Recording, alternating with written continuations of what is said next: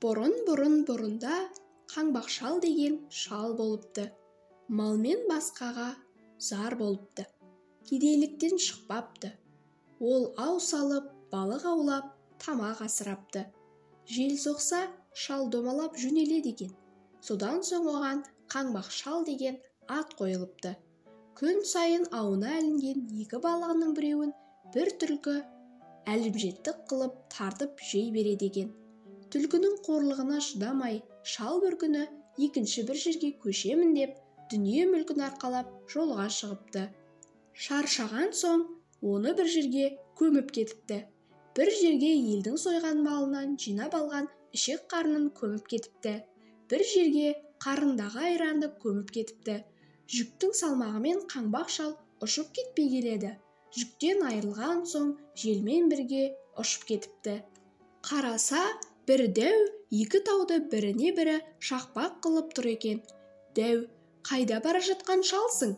Кел, екеуміз күш сынасайық деп, қазандай бір қара тасты көтеріп, аспанға лақтырып жібереді де, қайта қағып алып, ал шал, сенде осындай қақпақ қыл етші дейді.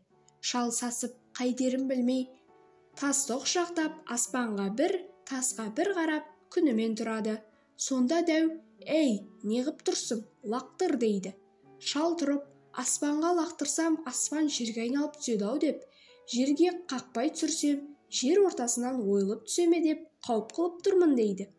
Сонда дәу келіп, шалдың қолынан ұстай алады да, «Ақсақал, лақтырмай-ақ қой, текке қырыламыз» деп, жылынып қойғызады.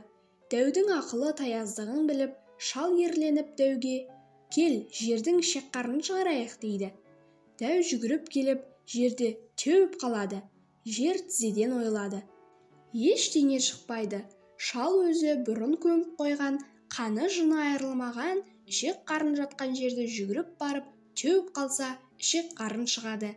Дәу қорқады. Сосын шал, «Кел, енді жердің миын шығарайық» дейді. Дәу бар пәрменімен келіп, жерді теуіп қалады. Жер тағы да тізеден ойылады. Ештеңе шықпайды. Шал манаға айранын көміп кеткен жерді жүгіріп барып теуіп қалса, бұрқ етіп айран шыға келеді. Дәу одан бетер қорқады. Мына шал не деген орасан күшті, шалдың айтқанын істей береді. Ақыры шал онан қалай құтыларын білмей, «Енді қайт, ертең бізге қонаққа кел» дейді. Дәу «Жарайды» деп кетіп қалады. Шал үйіне келіп кемпіріне, «Ертең дәу қонаққа келеді» дегенде, «Ойбай, немізді береміз» деп сасады кемпір. Шал тұрып, «Ертең дәу келеді, мен есіктің алдында отырамын. Сонда сен оның көзінше не істеймін шал деп маған қара. Мен не десем соны істемекші болып, пышақты алып тұрдам тұл» деп кемпіріне үйретіп қояды. Ертеңіне үш дәу келіп досының үйінде отырады. Сол кезде кемпір тұрып, «Шал, нені асамын? Үйдегі қонаққа түк жоқ» депті.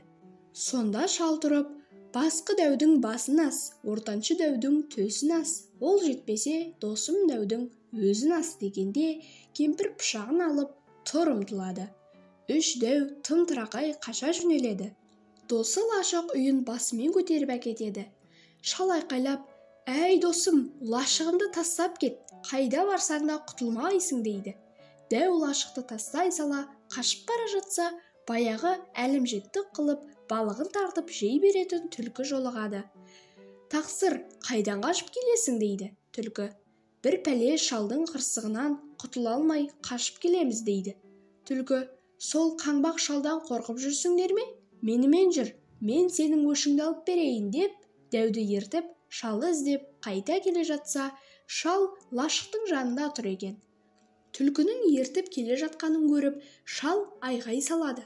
«Әй түлкі-ау, арғы атаңда 6 атамның құны бар, бергі атамда 5 атамның құны бар. Өзіңде бітіспейтін кегім бар. Үш дәуді сол үшін бергелі жатырсың ғой, бәрібір онымен бітпеймін» деп дауыстайды. Сонда дәу қорқып, «Бұл бізді сол аталарының құнына беруге алдап келе жатыр екен ғой» деп ойлап түлкіні құйрығынан алып, жерге бір ұрып өлтіріп, алды-артына қарамастан қаша жөнеледі.